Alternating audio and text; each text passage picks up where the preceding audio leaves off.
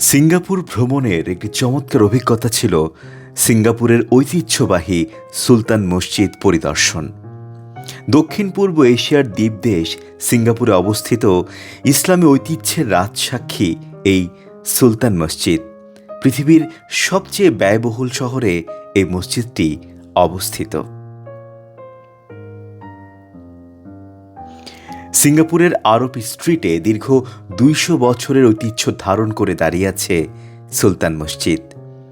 এই জায়গাটি কাম্পং গ্লাং নামেও বেশ পরিচিত। প্রায় ২০০ বছর আগে সুলতান হুসেন শাহ ১৮২৪ সালে তার বাড়ির পাশে সুলতান মসজিদ প্রতিষ্ঠা করেন। বর্তমানে এখানের সব কিছুই আধুনিকতার শীর্ষে। সব কিছুর মাঝেই সুদীর্ঘ সোনালী গম্বুজের অসাধারণ সৌন্দর্যের সুলতান মসজিদ গৌরবে সমৃদ্ধিতে দাঁড়িয়ে আছে।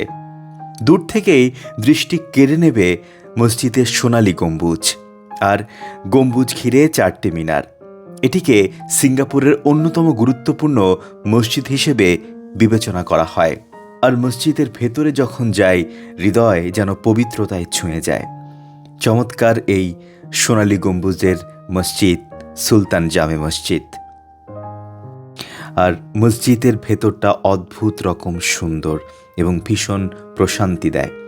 এবং এখানে নামাজ আদায় করতে পারাটাও বেশ আনন্দের ছিল, বেশ সৌভাগ্যের ছিল বলবো আমরা মাগরিবের নামাজ এখানে আদায় করেছিলাম। দেখতে পাচ্ছেন এখানকার ফ্যানগুলো একটু ভীষণ আলাদা রকমের। আমরা বাংলাদেশে সাধারণত এই ধরনের ফ্যান খুব একটা দেখি না। এবং এই মসজিদে কিন্তু অনায়াসে আসলে দর্শনার্থীরা ঢুকতে পারেন, মসজিদটি পরিদর্শন করতে পারেন। অবশ্যই আমরা অজু করে ভিতরে ঢুকেছিলাম। আর মসজিদটা এত সুন্দর, একেবারে মুগ্ধ হয়ে তাকিয়ে থাকার মতো একটা বিষয়।